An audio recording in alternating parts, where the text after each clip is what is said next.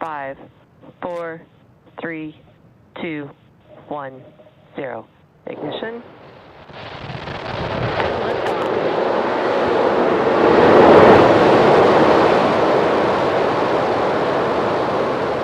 Vehicle is pitching downrange.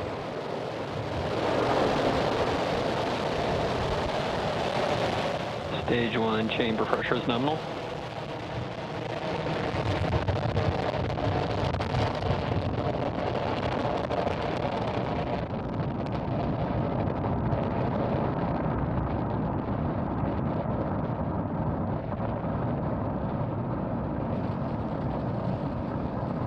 T plus 40 seconds into flight. It is dark, but we can definitely hear Falcon 9. We have successfully lifted off from pad 39 at Kennedy Space Center, carrying our stack of Starlink satellites into orbit. Right now, we're currently throttling down the engines in preparation for max Q. That is the period of maximum aerodynamic pressure, where we'll experience the largest structural load on the vehicle during ascent. So slowing the vehicle down helps during this period.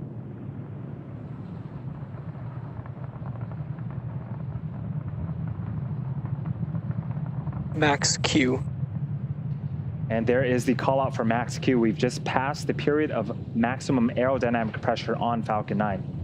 In about a minute, we have 3 events happening back to back. First up is main engine cutoff, also known as MECO. This is where all 9 Merlin engines on the first stage will shut off to slow the vehicle down in preparation for the second event, which is stage separation.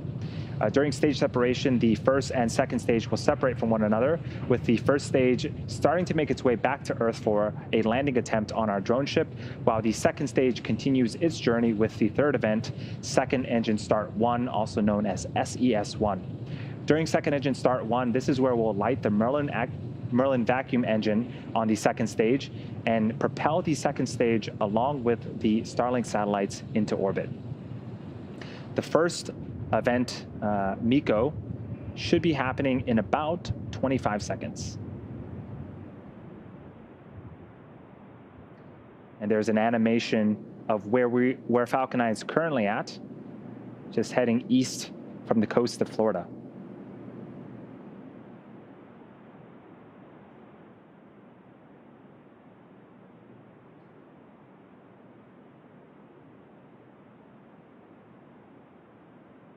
MECO. Stage separation confirmed.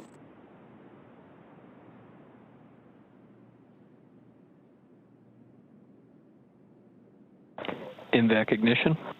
And you saw the visuals on screen. The first stage separated from the second stage, making its way back to Earth.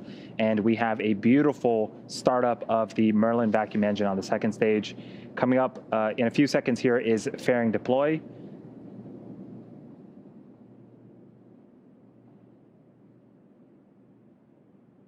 Fairing separation confirmed. And off goes the fairing halves, exposing the batch of Starlink satellites on top of the second stage.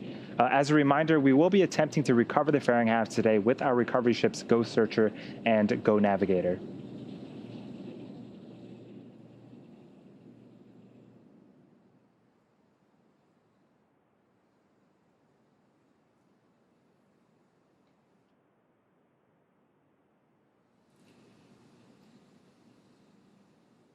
Now, after that beautiful launch that we just barely couldn't see, Stage 2 heads towards its targeted drop-off orbit. Stage 1 is going to execute 2 burns in order to make its way back down to Earth.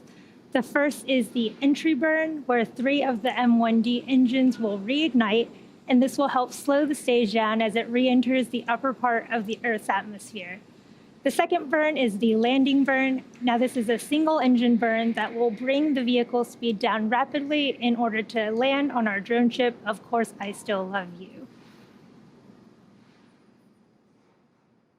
Acquisition of signal, Bermuda. You can see in that video there that our second stage is looking good. Its nozzle is glowing from that burn that it's currently in.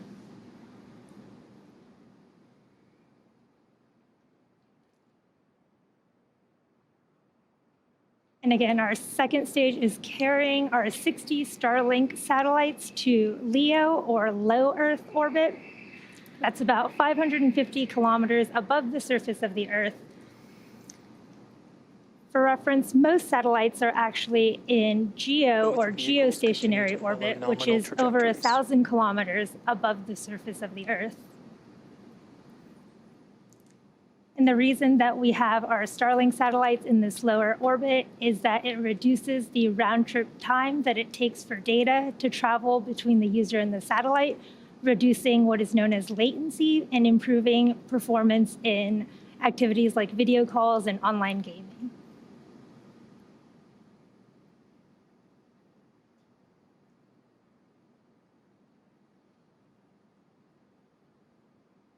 And again, you can't quite see the first stage, but it is coasting down, getting ready for the start of entry burn in about 40 seconds here.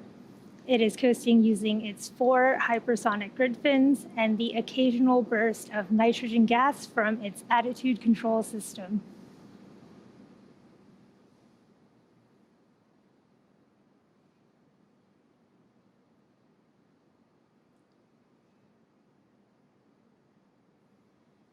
Again, if you're just joining us, we had a successful liftoff. Our first stage is returning, getting ready for its entry burn in 10 seconds here, and then our second stage is safed. Looking good with our Starlink satellites. Stage 1, entry burn startup. You heard the call out for stage 1 entry burn startup. Again, the entry burn will last about 20 seconds here.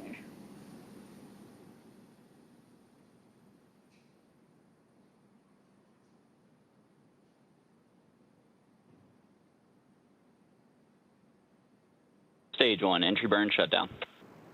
We've had confirmation of a successful stage 1 entry burn.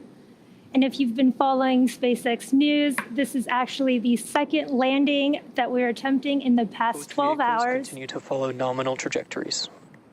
The first one being our Starship serial number 10, which successfully landed in South Texas just earlier this afternoon. And again, our first stage is designed to be reflown 10 or more times with minimal refurbishment between flights, and this is the 8th flight that this particular first stage has been on. In comparison with Starship, our Starship vehicle is designed to be fully reusable.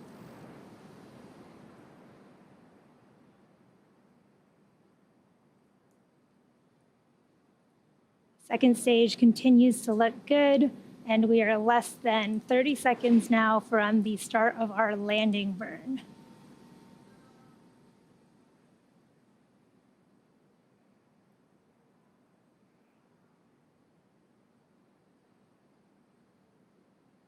Stage 1, landing burn startup. You heard the call out for our start of landing burn. This will be about 20 seconds. Hopefully we'll get a great video from our drone ship. Of course, I still love you.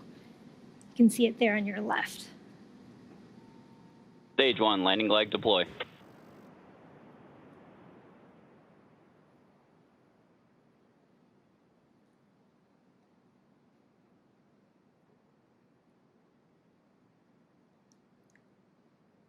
Stage 2 FTS is safed. Looks like we've briefly lost the video. Hopefully we can get a confirmation here soon about whether or not the first stage has successfully landed. Meanwhile, second stage is still looking good. We did just have confirmation of our successful stage 1 landing. This will mark our 75th successful recovery of an orbital class rocket, the 8th recovery of this particular booster, and our second landing in the past 12 hours. Again, this is the second time that we've recovered a booster for the 8th time. And in just a few seconds here, you're going to hear the call out for, well, we just had a call out for SECO 1, in fact, for our second stage, and a confirmation for a good orbit. And now that stage 2 is going to coast in this orbit for the next 35 minutes or so. And while that happens, we'll take a look at this animation showcasing where we are in the coast phase, and we'll see you back here at T plus 45 minutes for a second stage relight.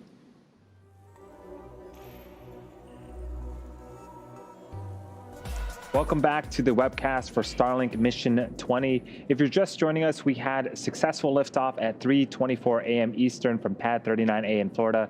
We had successful stage separation and recovered our first stage for the 8th time on our drone ship, Of Course, I Still Love You.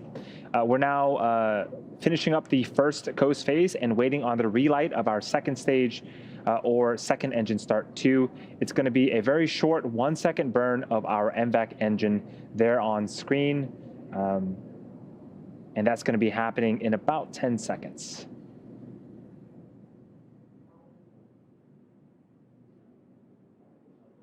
And this here is an animation of where we're at, where the second stage is at around the globe. And hopefully we can get footage of the second stage back for that 1-second relight.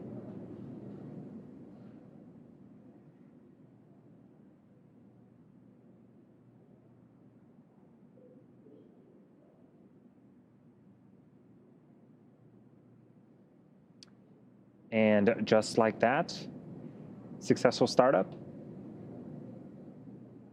and shutdown. And now we're waiting for confirmation of a good orbit for the second stage.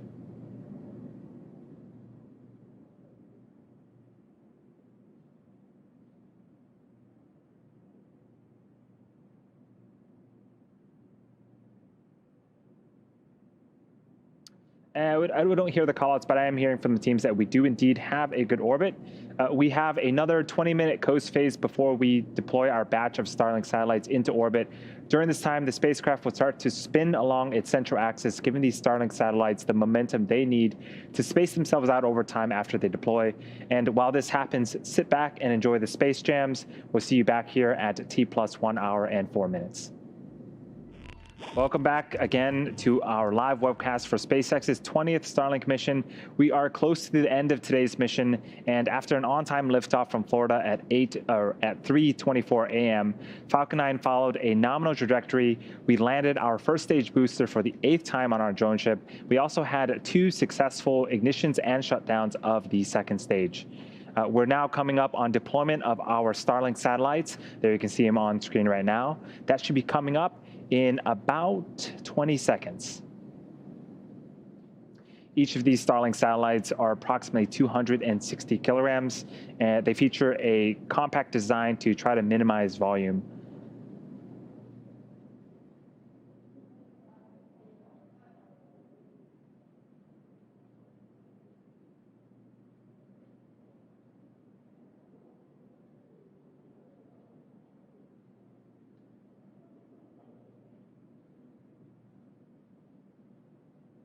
And during the coast phase, and here comes the Starlink satellites releasing from the second stage. Very, very cool. Shortly, they will deploy their solar arrays, and over the next few days and weeks, they will distance themselves from each other and use their onboard ion thrusters to make their way to their operational orbit at 550 kilometers above the Earth's surface.